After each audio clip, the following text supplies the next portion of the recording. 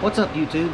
So today it's going to be part 2 of the vintage air AC kit install on my 1966 C10. If you hadn't seen part 1, go ahead and click right there and that'll take you to the video, or I'll put the link in the description. That way if you want to check it out later. But basically part 1, we upgraded to electric fans, cleaned up the radiator, painted all that stuff. We installed the condenser, dryer, and all the hard lines that go to it. And to end the video, we went ahead and installed the brackets, the test fitted compressor, see if there's going to be alignment issues there. Everything was good to go. So right now, I got everything off because I got the brackets painted and they're right now drying. So since there's nothing in the way right there, this is a perfect opportunity to remove the factory heater box because it is no longer needed for the vintage air AC install. Alright guys, I'm excited, so let's get to this.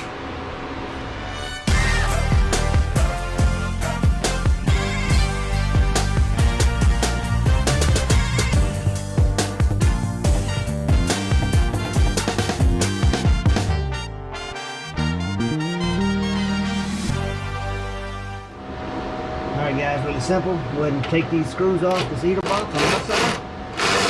Once you get all these screws removed, then you got a few more on the inside to remove, and this whole box should come right on out. Now on the inside, there are 3 more screws. One on the bottom over here, one on the top. I don't think there's one on the inside. So let's take those 3 off.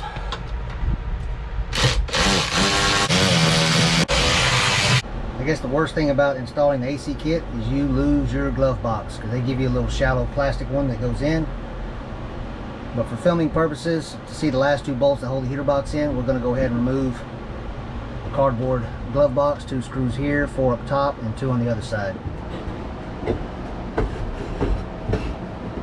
Alright, right there, a couple of 7/16 nuts, one here and one behind my ignition box. I do have a video on that if you're interested. Alright, I think I got it all. The heater box should come right on out. Dipstick in the way. Oil level's good. Alright, let's move back inside the cab and finish removing everything else. The next thing we're going to do is go ahead and remove this. We got one screw over here. I'll show you that in a second. We got to disconnect this cable. Yeah, that just broke, didn't it? Doesn't matter. Don't need it no more. Alright, I'll disconnect the cable. This should be the last bolt. It is a 7/16.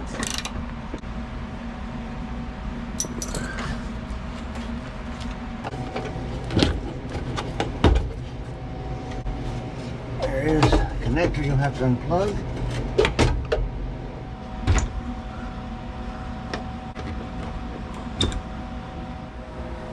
On the bottom of the switch is a little set screw.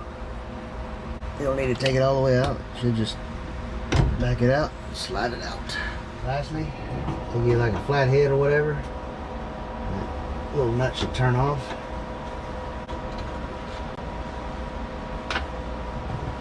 You should be able to pull that cable through. There we go.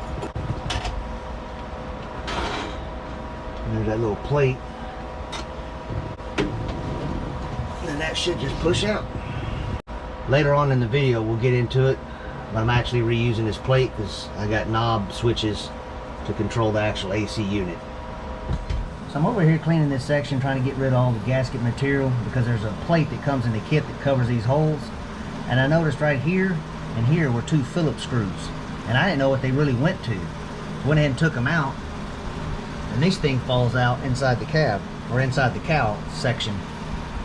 Looks like it's some kind of gutter system or something. I guess it kept water from getting inside the heater box itself. So I thought that was pretty interesting. Just thought I'd take a moment and show you all that.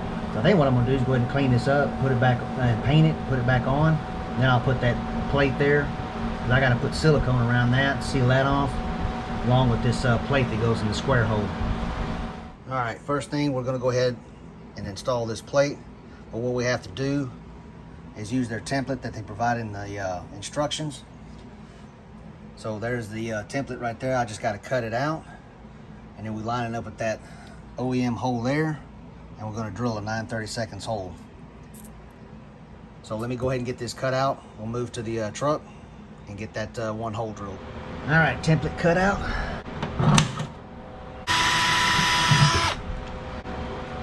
Yeah, that got into that factory insulation. That's all right, I got something for that. I think I just used a 1/2" bolt to kind of hold that up there. And a piece of tape on the bottom. Upon reading the instructions, that plate that goes on the firewall where the hard lines and stuff go through, they show the AC unit in place, then you put that cover on. So we're going to wait to install that. Well, we might as well go ahead and install this, which means you have to remove this factory fresh air door. I got to remove my speaker panel because I installed speakers not too long ago, and then we can access that door. All right, got the speaker panel out the way. In the instructions they say you have to reuse the OEM screws, so don't throw those away, or unless you're going to be replacing them with something new. I'm probably going to go ahead and clean these up and reuse them. So let me remove all this right here and get this door out of the way.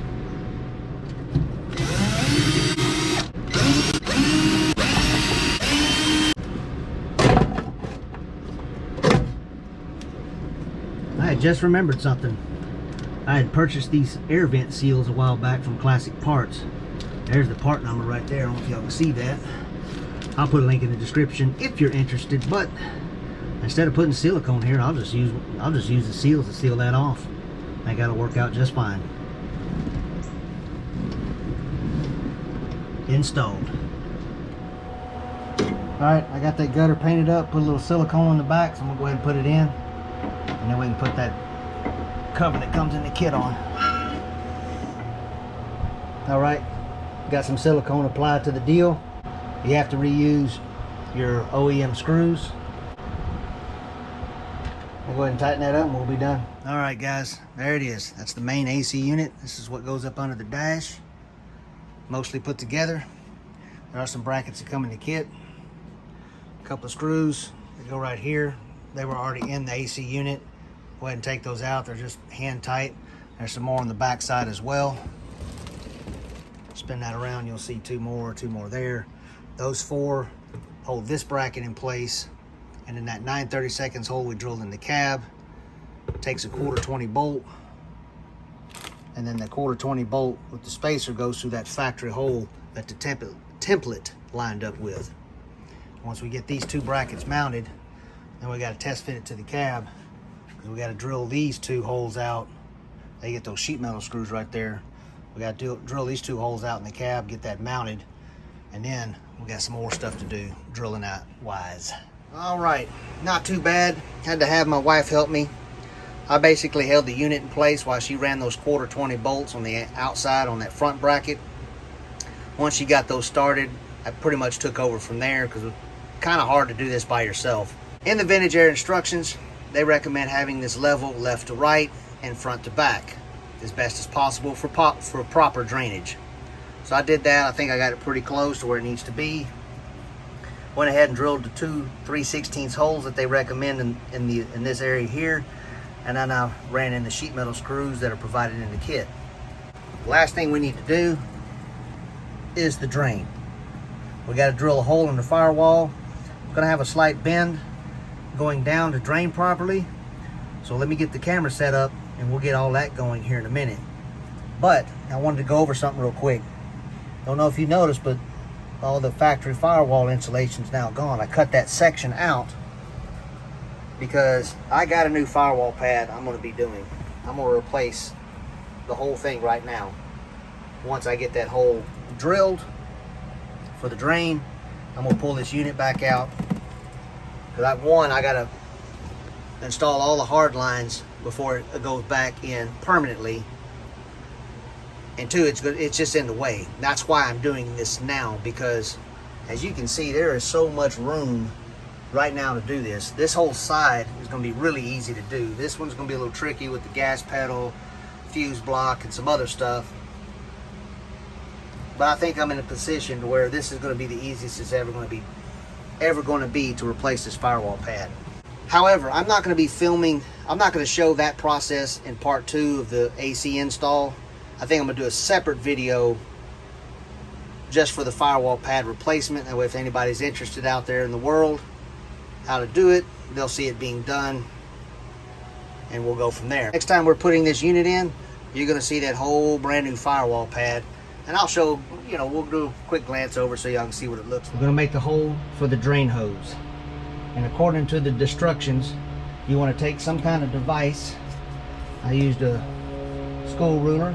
Just line that thing up, even with, just line it up with the vent hose right, or the drain hose right here, nipple that comes out the AC unit, and I drew a line right there, and they tell you from that point measure 1 inch down, and that's where you make your hole.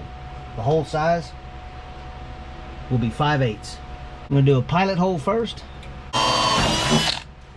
and in theory this should come out the other side of, should be on the outside by your fender well. It should not be inside the firewall where the engine bay is. So let's go check that. Alright, there it is. That's a little small hole. That's about where you want it. So let's go ahead and enlarge it to 5/8, and we'll be done making the drain hole. I had to bring out the 1/2 inch with the 5/8 bit on it, because my unit bit is burned up on the 9/16 area, and I can't get past that.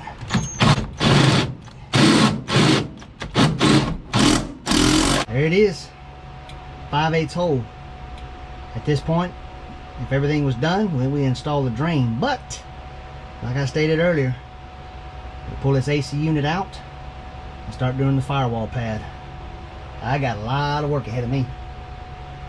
Alright guys, so we're finally ready to, I think, officially install the AC unit.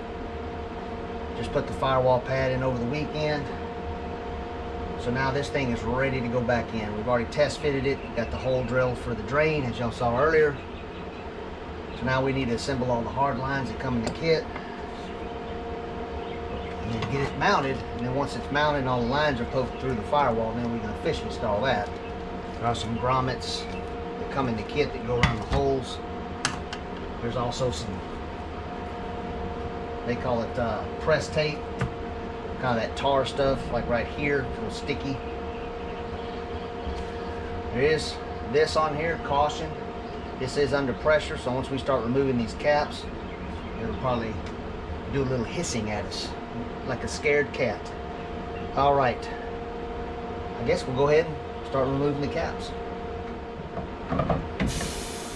There it is. The cap right here, that's under pressure. One more cap. Looks like this first thing goes together. It's this little line here. I would recommend leaving the caps on, because all this stuff's going to be poking through the firewall. So leave all that stuff, leave these caps on until you get everything mounted. That way if you're installing it, running through the firewall, you don't get no, you know, dirt and debris inside your lines. And honestly, probably wouldn't hurt to hit it with a little bit of compressed air, just to make sure there ain't no trash inside. Number 6 O-ring. Try to keep the line straight. This one right here already has the foam tubing insulation already zip tied on it. Sure ain't nothing inside there. Cap back on it. These bigger lines, the end is 1 1/16. Alright, you got 2 lines that almost look the same. They're bent slightly different, so you don't mess up which one goes where. They are numbered. 095011, and this is 095010. 095010 is this top fitting, so it's going to be the line that's higher up. Put that in there like so.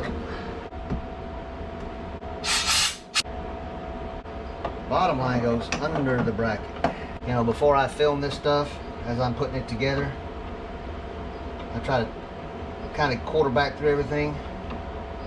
That way as I'm putting it together, I don't look like an idiot.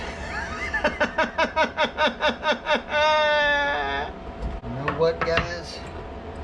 Let's do this little line last. You know, in theory it showed it first. It's just in the way. One of these wrenches. These little sharp right angle wrenches sometimes help too. See what I'm saying? Not easy to do. So my recommendation looks like save the small line for last. Whew, that's a long process. Let me pull y'all in here so we can take a closer look at the unit. All right. So there's a close-up of those lines. Looks like that one with the red cap might be a little far back. We'll see once we get it in the cab how that's going to look. Yeah, this is how it comes, all gaff taped up there, or press taped, I guess. Yep. The reason I'm going to wait to put press tape here is, one, this is your basically glove box size, so it's going to be really easy to get to. And if I need to make a tweak, if I need to loosen that line just to adjust it one way or the other, I can do that a lot easier right now than I could if I had all the press tape that they provide. So I'm going to wait to put this on because it's really, really easy to get to. If it was one of the harder ones, then yeah, I would probably go ahead and put it on now. All right, we've already got the holes drilled and ready to go for the mounting. So let's get this unit in the cab and officially install it. I'm just gonna say it's kind of tricky trying to get that spacer in with no third hand, and even now with the fittings in the way, you can't run your hand from there and try to hold it up. So this is what I came up with. Hopefully once it's all put together I can just reach in there and pull the tape off. But for now we're gonna try it this way, see what happens. Ooh, I got an idea. What I noticed right here is another mounting hole that for whatever reason isn't being used. Yes, I see you. Oh yeah. Oh yeah. Yeah, that worked out good. There we go. Leaving everything loose so I can make my adjustment, making sure it's level. But the old tape thing holding up that plastic spacer worked out great. I don't have any more silicone, mine dried up, so I'm gonna use some RTV. Should work. As far as the grommets go, you want to install it to where it looks like a deep dish wheel faces outside. I'm looking at this O-ring here and I think maybe it's backwards. It's hard to tell in the instructions. They don't tell you which way it goes. It just says install as shown. See what I mean? Doesn't look like the dish is inside, even looks like it there. But that's the back side. And then there's the front side. I don't know what side. It made sense going that way, but now that I'm looking at it, it doesn't. Let me flip that and see if it looks any better the other way. So I went ahead and flipped that grommet because it looks better that way. But like I showed y'all in the instructions, it's kind of hard to tell which direction to go. But as you see right there, it worked out. Now this one here, the hole for that grommet is really small. Go ahead and leave the cap on. Put your little grease around it, maybe a little WD-40, whatever. And you're going to push that grommet on and then install the grommet onto the deal. Worked out better for me because as I was pushing it in, it just pushed the grommet out. See how? I really don't like doing silicone for this. They should have provided a gasket. A bit of advice, Vintage Air. We spent $2,000 on a kit like this. You might want to throw in a, what is that, 50 cents, $1 pre-cut piece of rubber. Holes already made for it. Lines up with your bracket. Bolts in. No mess.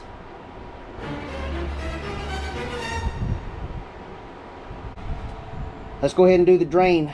It's the last thing we got to do, and I think the AC unit will be officially done. Alright, here's your drain elbow. And here's the hose they give you. I've already pre-made the hole in the firewall and in my new insulation pad that I installed before I did all this. There will be a video on that if you're interested. At any rate, I got to get outside under the fender well, install this because the hose does not fit through the hole. So I think this is supposed to go in it, and then the hose seals up against the tube. So you're gonna need an extra set of hands to push that hose on while somebody holds the fitting. Not that big a deal unless you live by yourself. Now we got to cut to fit this thing. Let's see what that looks like. Let's check the outside. All right, So you see the other side of the drain, it got a little bit of hose left over. What I may do is go ahead and slide that on. Don't look like it's going to interfere with any of the steering. I might cut it a little short, maybe like to right there. Slide that on, probably cut it about where my thumb is. Something like that, I think that'll work. Now, it doesn't say in the instructions about using that press tape, but I think I'm going to put a bunch of that press tape right here to seal that hole off.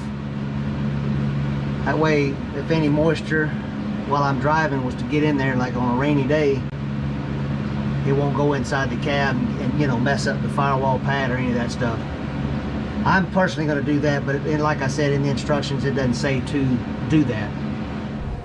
Alright, next I'm going to install this long line that goes to the small fitting right here. Alright, that side's snug.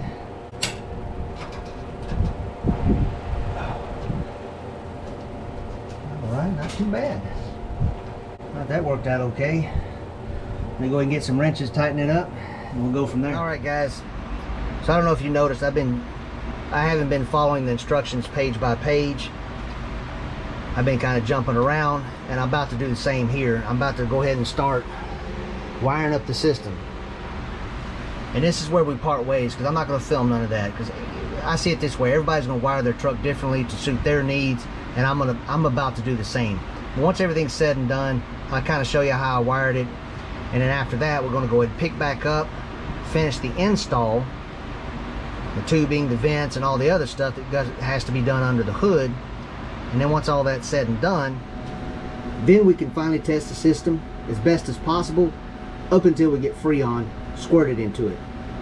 Once we get Freon squirted into the system, then we'll finally get to know, or at least personally for me, how frosty and cold the air is coming out of the vents, because I can't wait for that moment where I feel that nice cold air hit me in the mug. But until that moment, I got to contend with this, plus all the other wiring I got to finish up as well. So I got a lot of work ahead of me. I'm gonna get back to it. Alright guys, so let me start off by saying wiring is not my favorite thing to do. I don't mind doing it, but it can be a very tedious and sometimes stressful process, especially when you route a wire a certain way, and then once you get it that way, it's like, I think I'm gonna do it this way. So I had a lot of scenarios that way where I was constantly changing things up. So that's what took me a lot of time.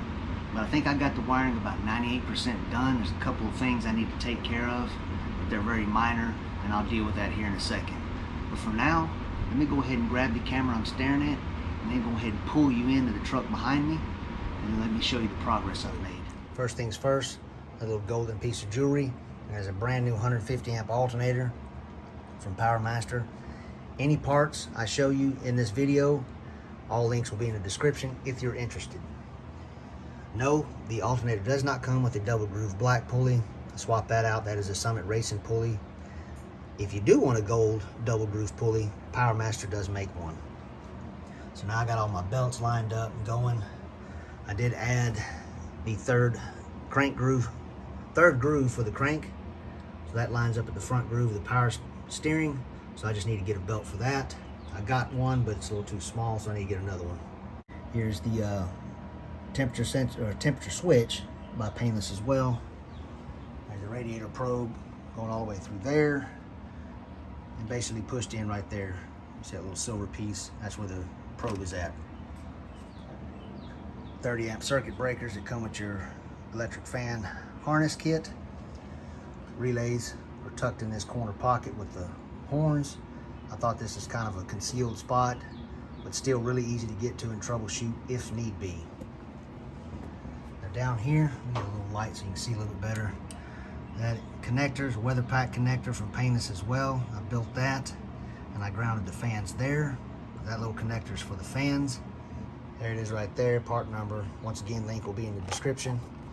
But it comes with everything you need. You just build the connector. The only thing you will need if you don't have it already is a special crimping tool to make it happen. So on the 150 amp alternator, if you're going to be adding one, they recommend a 6 gauge power cable. So that's what this is here. Goes all the way up through there, comes up through here, and goes directly to this positive junction post that I got from Summit as well. And then that 4-gauge cable is going directly to the battery. So all battery power for all these circuits are coming from that. That's the other circuit breaker for that fuse block. All the wiring to the trinary switch. Hopefully that's done correctly. I believe it is. Speaking of circuit breaker, there's one more right there. I'll post a picture right now. But that's it. That's where I located that. The red thing right here has an 80 amp fuse holder for my dual compressors for my air ride system. So that's what that is. There's all the wiring that comes in the vintage air harness. I just got it vinyl taped to kind of match the rest of the factory harnesses, because all the wiring in this truck's been replaced, and that's a factory style harness. So I just kind of matched it to make it look somewhat original looking. Here's those two white wires that go to the negative. I just taped it all up black because I didn't want to get confused with it being white. That was kind of weird that they made your negative white wires. But that's pretty much it as far as wiring. I'll show you the rest of it under the dash, but it's pretty simple. So I think for now what we're going to go ahead and do is finish up everything out here. We basically got it. I bought brand new heater hose, so I need to get that cut up and mounted. There's a heater control valve that goes on that lower yellow spout there, and then we'll do the hoses to the compressor. And I believe everything will be done out here outside of what I got to put back together, and then we'll go inside the cab and finish the rest of the install. Now we're going to go ahead and do the heater hoses first.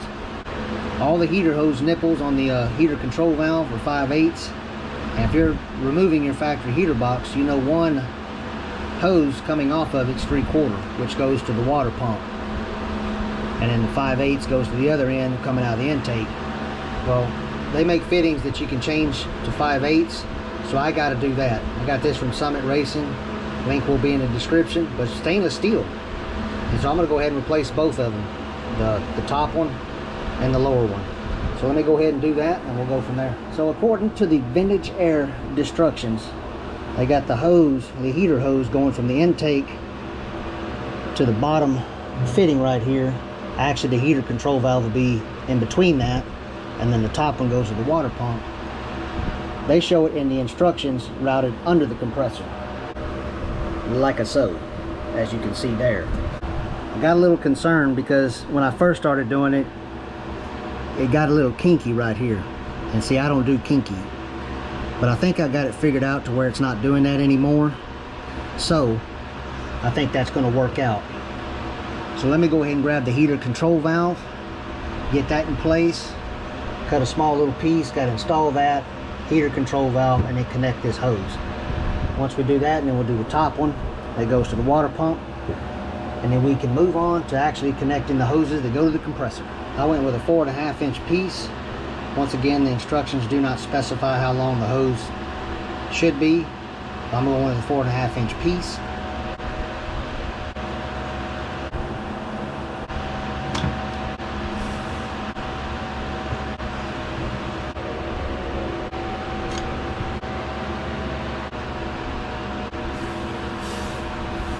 I'm going to leave them on until I'm ready to put that hose on.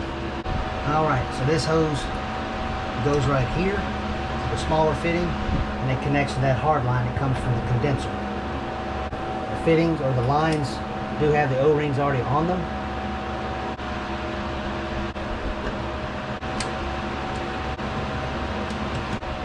Once again, make sure we're not getting too kinky over here. Alright, so in the kit they give you 4 hose clamps like this, which quite honestly are too large. Plus they're just the generic hose clamp. I always like running these. They supply these at work, so I got a bunch of them in my van. So you don't see any of that worm gear part. It's not on the inside. So I'm gonna change it over to these and just save these for something else. Just thought I'd show y'all that. After a bit of fiddling and trimming, I got the heater hoses the way I want it. And this is about the best I could do. It's a little janky right here with the compressor hoses. Realistically, if I wanted to, I could probably get some new hoses made and shorten this one.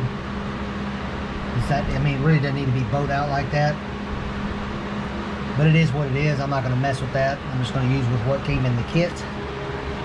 But yeah, everything looks good. hose clamps are a whole lot better than the other style. See how they're nice and solid? They don't push the hose out like the other styles do. Your heater control valve is directional, so make sure the arrow is facing towards the front or towards the firewall. That way you have no issues there. Alright, pretty much done out here. One last thing I need to do, I need to go ahead and install my upper and lower radiator hose. So I'm pretty much done with the radiator, taking it out. And after that, we'll turn our direction towards inside the cab. Well, that ain't gonna work, is it? Just thought I'd stop and show y'all that, because now I need to get a new lower radiator hose. You may run into the same scenario I just did. Oh well, always something, ain't it? Alright, we're ready for the center and passenger side vents, all one embossed piece. And there's a small single vent that goes on the driver's side, other side of the steering wheel. Now, if you can see by my right foot over here, there is a speaker panel. I'm going to move that out of the way. See that speaker? But right up here in the top corner, I had to do a little trimming and remove all this plastic. I didn't have to, but if I didn't, this vent wouldn't go all the way to the right, and it wouldn't be centered here. My OCD won't allow that, so I had to trim that. That way that's nice and centered. Now that that's taken care of, we just got to mark it. There's 3 pre-drilled holes right here, and then they got a bigger hole on the bottom that allows you to run a screwdriver through there. And they do come with little plastic plug covers to cover the holes up once you get it mounted. So let me go ahead and mark and drill these holes, get this mounted, and then we'll do the other vent on the driver's side. All right, I got me a marking utensil, also known as a Sharpie.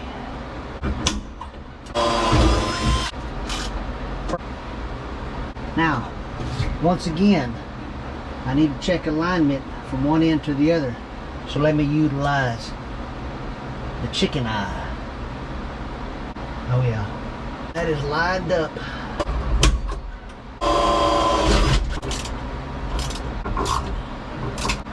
Oh yeah, chicken eye never fails. Here's the driver vent housing here. And what I'm trying to do is I got a fuel pump switch here that I kind of want to keep. So I'm going to locate that. I think there's a little contour right here. Mold it into the metal part of the dash, and then we'll just line that corner up right there with that. I think that's a pretty decent spot.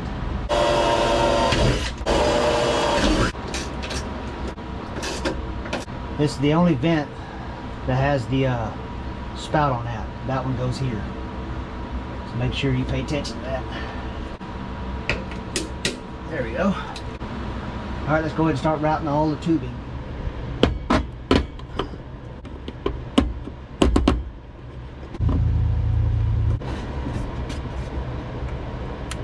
Man, I took a little effort, but I think I caught the teeth. Alright, I'm going to do the other side, and then we'll start doing all the tubing. Alright, real quick, before we do the tubing routing, just wanted to go over a few connections that need to be made inside here. You got your main harness right here where my finger's at, right there. The one next to it that I'm pointing at is for the heater, or for the switch controls, which is the very last thing we're going to be installing. There's a main connector right here. Looks like probably a power connector, positive and negative. Probably what powers the ECU. And you got this green and red twisted wire which plugs into this harness here, and at the other end connects to the control valve that we connected outside. One white wire, which is ironically ground. For whatever reason they use white wires for ground and negative. Relay, which I've already mounted there, and I'll probably mount the ground somewhere next to it. So let me go ahead and take care of that. I'm gonna kind of tidy up all this wiring mess. It's not too bad. Obviously not gonna see it, but clean it up best as possible, and then we'll get all the tubing installed.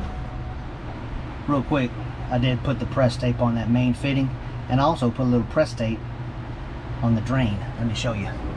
There it is. Should keep moisture out. All right, back to tubing.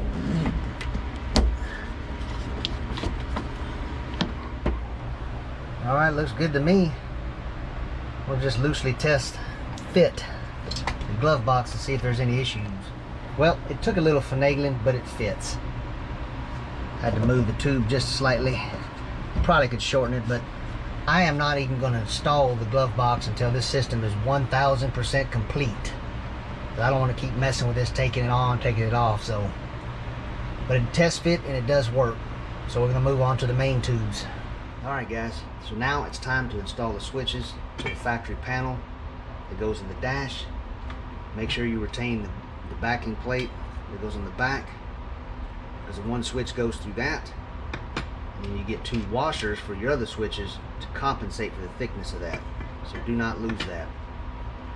There's your harness, your three switches, the knobs, and then the decals that go behind it, and they give you a few zip ties. Now in the instructions, there is a template provided, so you need to cut that out, and you'll need to drill two 1964 holes and two 5/32 holes.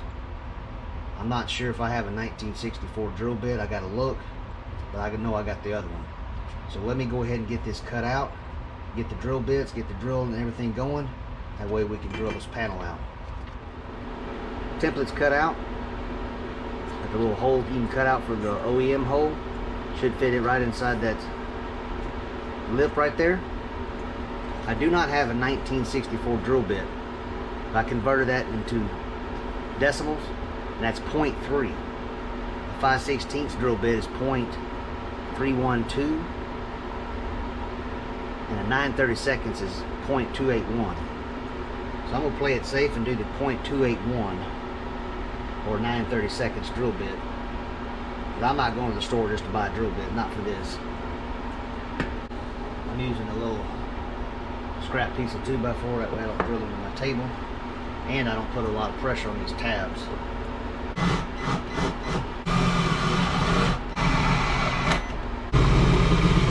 Edges all cleaned up. Even had to do just a hair of body work because it kind of got a little janky right here and a little uneven. Got that all straightened out. So now it's gonna be kind of interesting because we can do the two switches on the bottom here. With the factory one, we have to put the panel in first, then put this on, then put the switch on. So let's go ahead and do the two bottom switches here. And I did check, there is a little washer that comes on your switch and a retaining nut, and I did check the washer just fits inside the hole of the label. So you should be able to put the switch on first, then put your label. The washer goes in the back of the middle and lower switch. There's two washers provided in the kit. You will need your metric socket for this because it is a 10mm.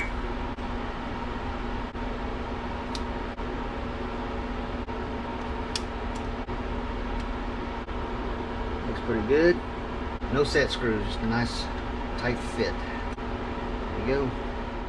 The instructions don't specify, but you see that little flat spot on your OEM hole? You're going to have the same thing on your bracket here. The retaining bracket. See that little flat spot? You also see a little notch right there. Well, if you look at the cutout, remember the 5/32 hole is on the bottom. That's for your tang on the switch. So that tang needs to face down. But if I installed it flat spot to flat spot, that notch is going to be facing up. So that would force my switch to be backwards. So ignore the flat spots and make sure this part, this notch, is facing down. Then that'll line up with the tang will line up with that notch, and then you can install your switch. There's 4 pigtails, but only 3 switches. Now reading the instruction, unused is white and white, blue, red wire. There's white, a white, blue, and a red wire.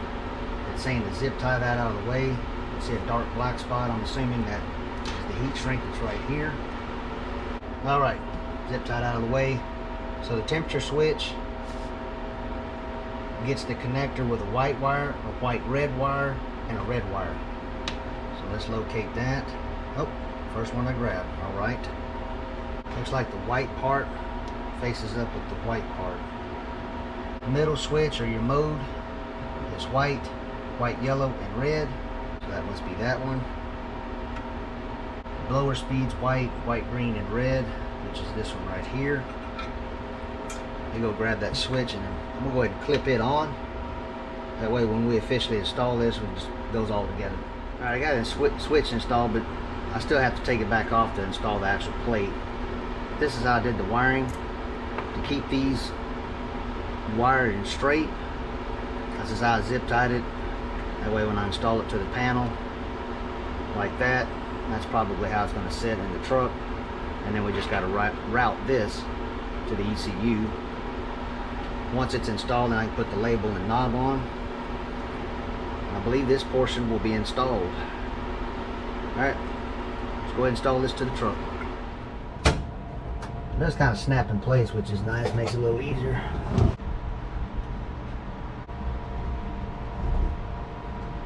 I have to give it credit. That decal is the perfect circle for that washer.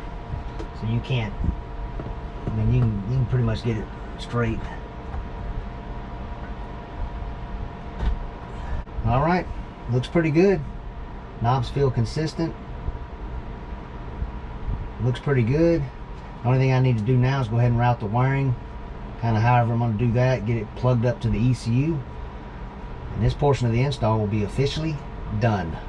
Alright, so that pretty much wraps up part 2 of the Vintage Air install. There is going to be a part 3. I still got to install all the duct work going to the main vents below. And I noticed this driver's side vent to the left of me. I was looking at it yesterday and I realized, I believe the tubing, it doesn't say in the instructions, but I believe the tubing goes behind the gauge cluster. If you've been a subscriber to this channel for a while, you know I recently did cruise control from Dakota Digital, and I hid the module behind the gauge cluster, so it's taking up some real estate, and I don't know if I can get that tubing behind there. I can promise you one thing, I'm not moving that cruise control module from where it's at, so I got to figure out something there. But other than that, the main problem I have right now is trying to find a lower radiator hose. I got to address that before I can even turn this truck on and start it. Alright, I really hope you enjoyed this video. I tried to be thorough and in detail as much as I could. I hope the video wasn't too long for you. But if you have any questions, leave me a comment and I'll do my best to answer it. But it's going to be a busy day for me, so I got a lot of work to do. Got a few things I got to figure out. Alright guys, like I always say, until then, thanks for watching.